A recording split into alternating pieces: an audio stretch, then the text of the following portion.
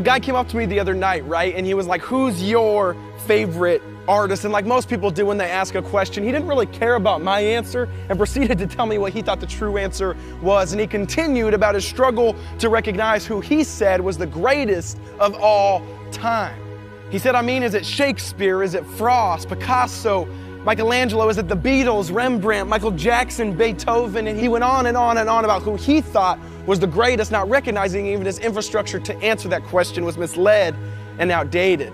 And so finally, I kindly smiled and said, okay, sir, you asked me who is the greatest of all time. Now you tried to share yours, so let me share mine, because there's no debate about who is the greatest, because all those other artists you mentioned, yeah, the greatest made them.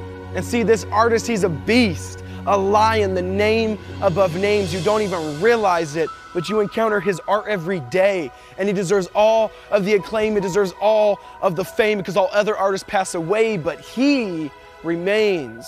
Oh, by the way, his name is God, Yahweh, creator, your maker. He's infinitely creative, sir. There is no one greater. And I can tell it looks like you're starting to get mad at me, but don't be jealous just because your favorite artist might bend words and my favorite artist bends galaxies. See, in the palm of his hand, he holds all the sand, the author of life, when he whispered, let us make man. See, what if I told you that you are God's poetry?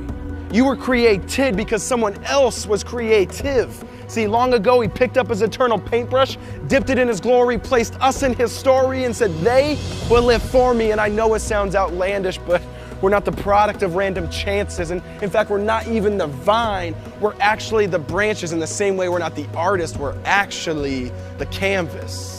Because in an instant, God started to make art, shaped you uniquely and beautiful, individual from the start, and he touched the canvas of flesh and said, this one is better than the rest. I'll give him so much of my image, so even when they're hot off the press, you can still see the steam of my breath.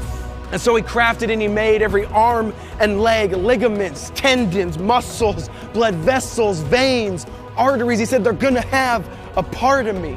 And about that time, the guy butted back in and said, that sounds good and all, but I'm wretched and filthy. God won't use me, will he? And I said, see, that's what's awesome about God.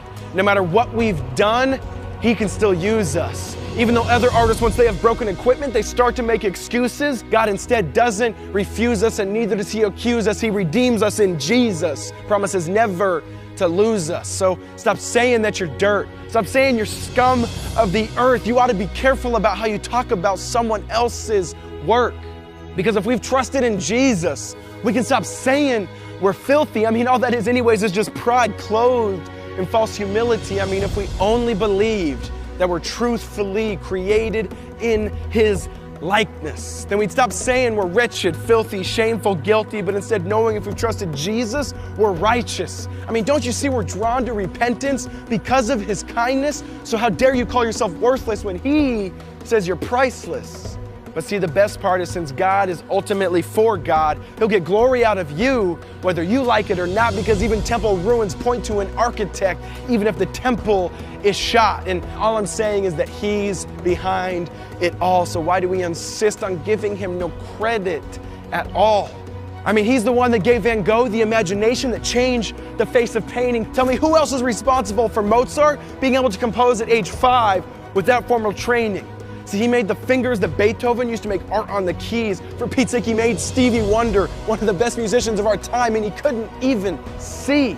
And that's why, in the same way that our lives are borrowed time, this poem is borrowed lines, because the most ridiculous statement we could ever say is that this poem is mine, because we're not self-sustaining. No, we're not self-creating. Technically, nothing we do is original. We're just imitating, and that's not a diss. All I'm trying to say is this: even our own creativity is nothing more than an outflow of his.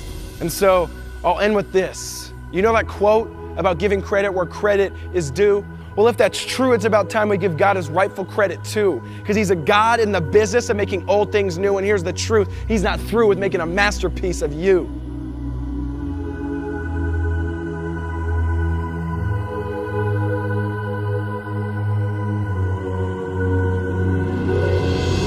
Pick up your pen and write a song. Lift up your voice and sing along. Raise your bow and play an anthem to our King. Bring all your paintings and your poems, cast them down before the throne. You are the maker's handiwork, a living masterpiece.